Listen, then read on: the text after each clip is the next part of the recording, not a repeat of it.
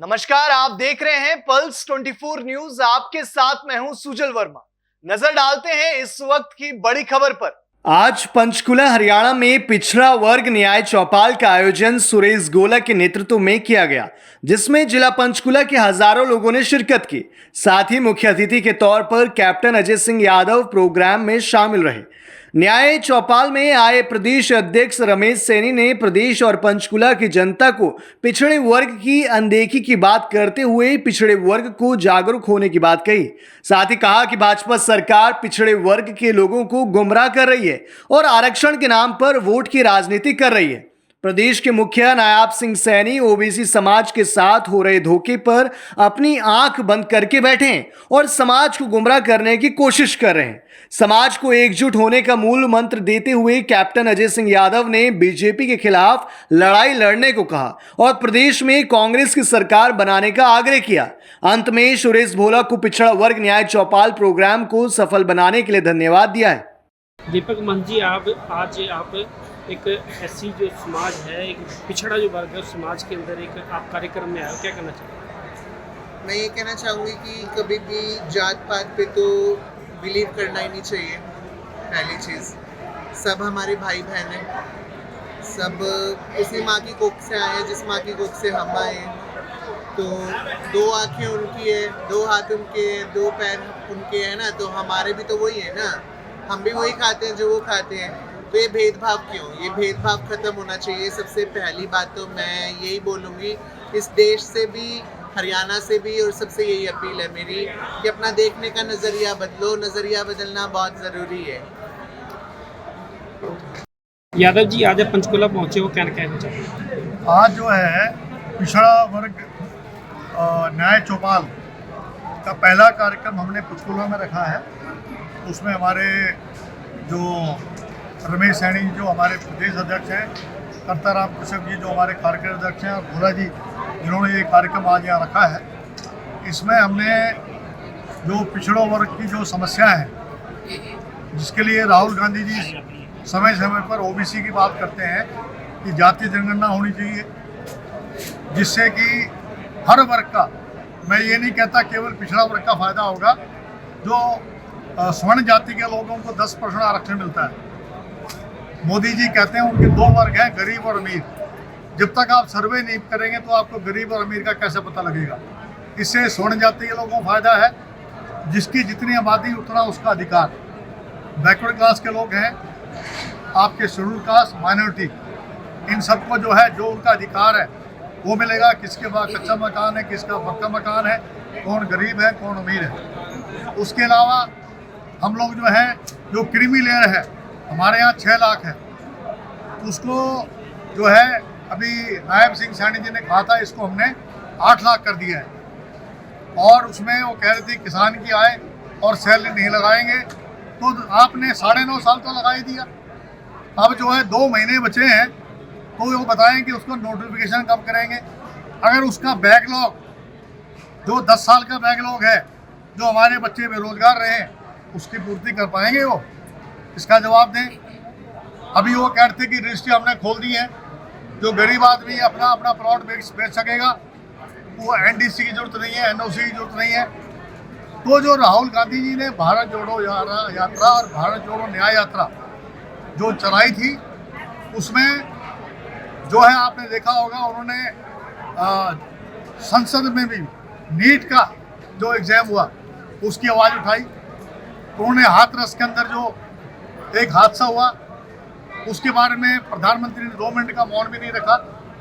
उन्होंने महंगाई की बात करी, उन्होंने बेरोजगारी की बात करी, उन्होंने ये भी पूछा कि हिंदू समाज जो है वो नफरत की बात नहीं करता, और कोई भी हिंदू जो है वो नफरत की बात नहीं करेगा, भाईचारे की बात करेगा। उसका जो है मतलब दूसरा निकाल कर इन लोगों ने, बीजेपी के लोगों ने समाज को बांटने का काम किया है, लोगों को बांटने का काम किया है।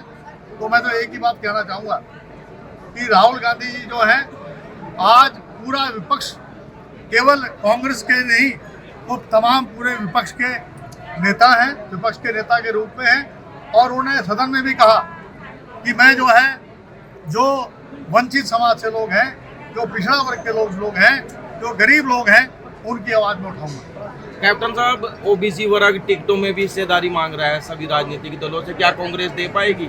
ऐसा है कि इस बार मैं तो चुनाव लड़ नहीं रहा जी और मेरा एक ही मकसद है कि जो हमारे पिछड़ा वर्ग के लोग हैं उनको जो है उनको न्याय मिले और उसके लिए हम प्रभारी जी से भी मिलेंगे और हम कोशिश करेंगे कि हमारे जो प्रदेश के अध्यक्ष हैं वो सीईसी के मेंबर बने जी जी और मैं इनसे कहूँगा कि ये लिस्ट बना के दें जी जो जीतने वाले कैंडिडेट हैं उनके लिए भी हम बातचीत करेंगे। लड़ाई लड़ी जाएगी। जी जी आज धन्यवाद। के कार्यक्रम को लेकर क्या कुछ कहना चाहोगे आप? मैं आज एक ही बात कहना चाहूँगा कि जो भोला जी जो हैं, सुरेश भोला जी जो हमारे कार्यक्रम अध्यक्ष हैं और तमाम जितने भी जो भाई हैं जिन्होंने इतनी महिलाएं यहाँ इतनी तादाद में आई हैं जी इस कार्यक्रम को जो सफल बनाया है, जी अगर इसी प्रकार से करते रहे कोई पिछड़े वर्ग की आवाज़ को दबा नहीं पाएगा। जी जी यादव जी, जैसे पंचकुला से सुरेश भोला जी है, बेटियों के लिए इन्होंने बस चला रखी है,